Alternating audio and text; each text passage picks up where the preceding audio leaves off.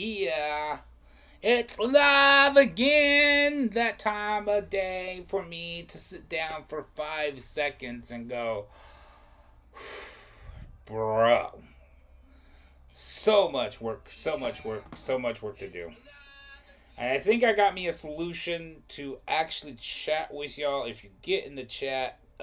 So I think I could see it now. If you're on Facebook, we were having that issue before where the Facebook couldn't find us.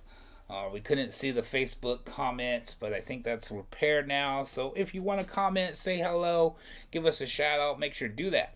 We had a great conversation yesterday.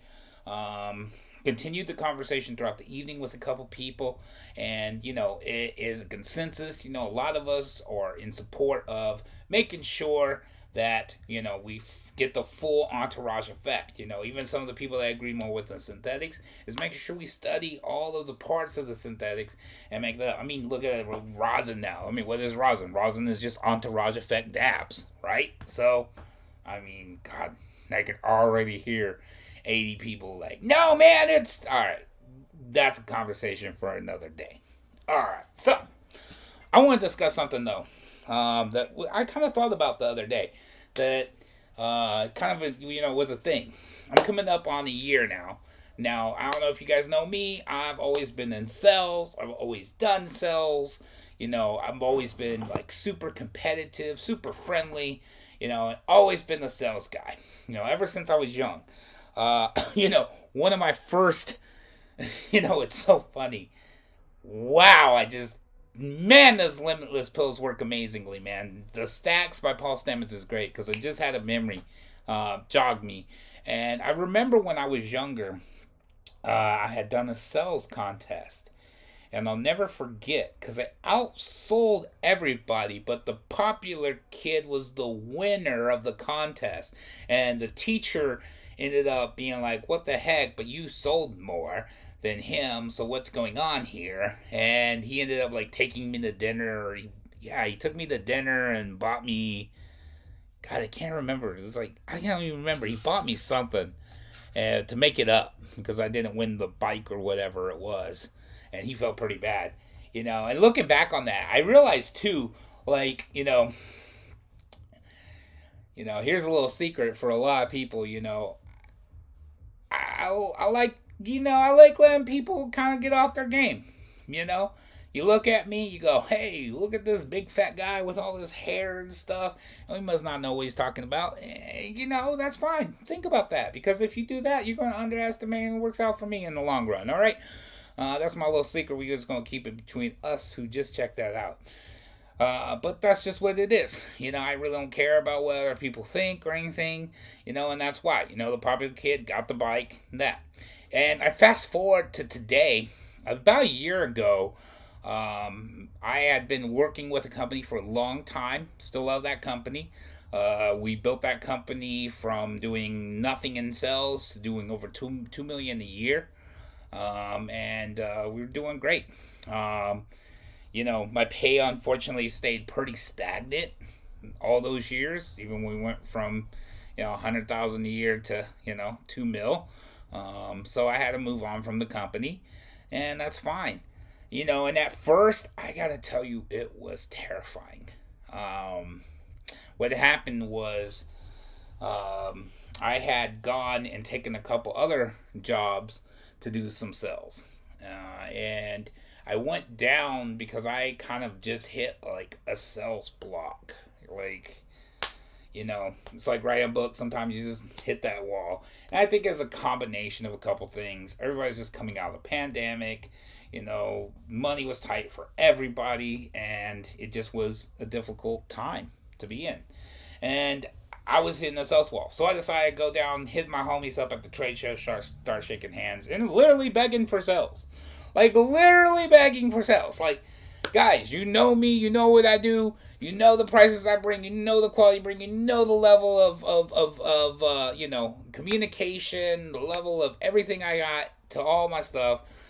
Please buy from me, for a nickel less than that guy, just so I could feed my baby, like, and it was very, it was an eye-opening experience. because I got to take some of our Averys down there, and I love the Averys because they're in between. If you take a low dose, you'll feel very euphoric and have a lot of thought process. If you take a higher dose, you're definitely going to be like you're going to become a geometric pattern. But I was sitting back watching the flow of everything because my industry has changed, right? I mean, we've grown big. Now we're not just a bunch of stoners pushing some beautiful glass pipes. Now we have all these vape companies and all these, big money companies coming in. They're able to rent out, 10 booth spaces and giant things, and have 100 models working for them and 100 sales reps working for them. And I'm watching all this flow, and I'm watching all this thing where you got like the money guy and then the little guys, and they're like,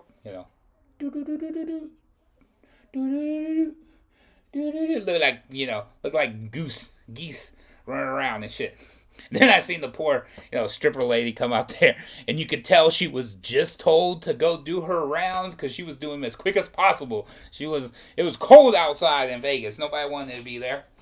It was hilarious. But I started to realize too, and I had put so much in the sales. I mean, sales was, what gave us substance. It's what put money on the table, what put food in the fridge. If you don't make sales, you don't make money. And I came out of that feeling like I had to stop chasing the sales. That's what it did. I stopped chasing the sales. It's funny now because I get calls, dude, blah blah blah, this business with you, they told me you gotta hook them up and blah blah blah, and I'll get it hooked up, and I'll give them the disclaimer right off the bat. I'm like, bro, I'm not in the sales. I'm not gonna call you 100 times. I'm not gonna beg you 100 times. I'm not gonna constantly show you everything over and over and over again, begging for you to buy. I just don't got that time. We're building something bigger. We're less than 48 days away from creating the first psilocybin industry in the United States history. Like, that's what we got to focus on. And so that's what I've been focusing on. And we're coming up on the year now that they've been focusing on that. And it was funny because I was just over, a friend of mine is trying to sell me a car. And I went to go see him. And it was so funny because it was like, you kind of like, it's so weird. When you're in it, you're in it. And then when you're not, you're not. And, I was no longer in it. Now I'm working on, building better things, get our genetics going, get our product developed, getting our product line developed, get all our graphics, all our, point of sale stuff, everything, all that important stuff that needs done. And I'm watching these guys, like, the sales technique, I walk in, they're like, hey, what's up, man? It's glad to see you. What's up? My name's Will. Hey, yeah, I'm looking for my buddy. Oh, okay, well, he's down that way. And you can see, the sunkenness that comes from sales. And I did that a lot of times. I worked for a large distributor, and I made more sales on social media than I ever did picking up a phone call, And that was the shitty part, because I'd show up back at the office, I'd be excited, because I'm like, bro, I've got all these sales. And then I'd start on my computer and realize, that's this account, that's their account, that's their account. And, I was lucky to end up with one. What up, Nom, meow, nice to see you. We are talking about sales and just all kinds of fun stuff. But, so, I've been able to kind of pull myself away. And I noticed that competitiveness, that strive that we have, because it's substance. It's how they eat. It's how sales reps eat. It's what they have to do to survive. And it makes sense. And in the last course of the year, being away from having to fully focus on that has helped me kind of see it more in my own life. And by doing so, I feel like I've grown a little bit more. It has been terrifying. It has been very difficult. There has been a lot of nights where, we didn't know if we could get the chicken, because we are building something that has zero income right now, nothing but cost, nothing but expense, and no income. but we're building it to build something bigger than ourselves, something bigger than the small plate that we hope to end up doing cells, because that's what we do when we do cells. We do cells, we hope to get a little piece, and that's how we eat. And I think when it comes to the mushroom business and the psilocybin business growing, that's the two players we have in this game. Because I'm starting to hear and meet more people. I met a farmer, and he had a great speech. He was at the Horizons event up here in Portland. And it was great because all day long you had doctors, you had economists, you had, investor specialists, and then you get this guy and he's a farmer. Right, he got his hands in his pocket and he's just rocking like a farmer does. How farmers do that thing where they get the thing in the pocket and they kind of rock on the heels a little bit when they tell a story. The guy was a genius. He was a very good businessman, very smart. Visiting with him, talking with him was great. And I loved it because seen a lot of my own stuff. You look at him, oh, hey, this is just some bunkin farmer, and you kind of write him off. But no, dude's legit. Dude's handling his. I think he had 8 or 9 businesses. And the thing is, he walked right up to the stage. He's like, dude, I'll grow all the mushrooms you need completely free just to help people. That's not very profitable, right? So you got these two groups. You got the groups of people who are wanting to help people, and you got the group of people who are hoping to make the next buck. And it's going to be, a difficult transition to see where everything lands. Now, I know what's funny is you're looking at my camera like now. You're like, oh my God, look at that dollar sign. He must be one of the money guys. And yeah, when I was that young kid, other hand, when I was that young kid, 15 years old, that's what it was.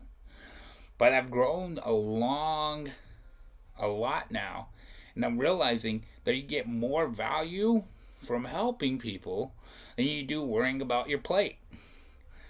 When I started this, and when I started worrying about it, and there are still nights where things are difficult.